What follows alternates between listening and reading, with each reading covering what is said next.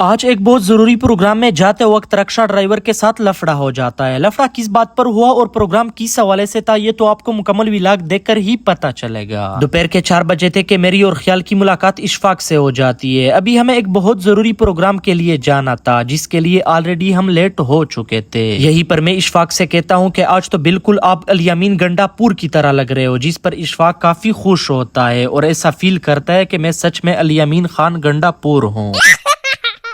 यहीं पर मैं थोड़ा फ्लेक्स मारता हूँ और इशफाक रक्षा वाले के साथ किराया कम करने में अपनी नाकाम कोशिश करता रहा, लेकिन थोड़ी सी कोशिश के बाद एक रक्षा वाला मुनासिब रेट पर हमें अपनी लोकेशन पर जाने के लिए तैयार हो गया। लेकिन आज की लोकेशन हमारे लिए बिल्कुल न्यू थी। हमने पहले ही से रक्षा वाले से कहा कि भाई आपने ये जगह देखा है या नहीं, लेकिन रक्षा वाले ने कहा कि भाई अल्लाह खैर करेगा। मुझे पहले से शक था कि रक्षा वाले ने जगह नहीं देखा है, लेकिन हम भी गपशप के साथ लोकेशन की तरफ रवाना हो जाते हैं। कल मैं खैबर पख्तूनख्वा से बहावलपुर पहुंचा हूँ और भाई खैबर पख्तूनख्वा के सामने पंजाब बिल्कुल जन्नत है। जरा ये शीशे की तरह neat and clean road check करो, गुजरते हुए मजा ही मजा आता है। थोड़ा सा आगे जाने के बाद रक्षा वाली की शक्ल से हमें अंदाजा लग जाता है कि भाई को जगह का नहीं पता, और फिर रक्षा वाला बेबस होकर पेट्रोल खत्म करने का बहाना बना देता है।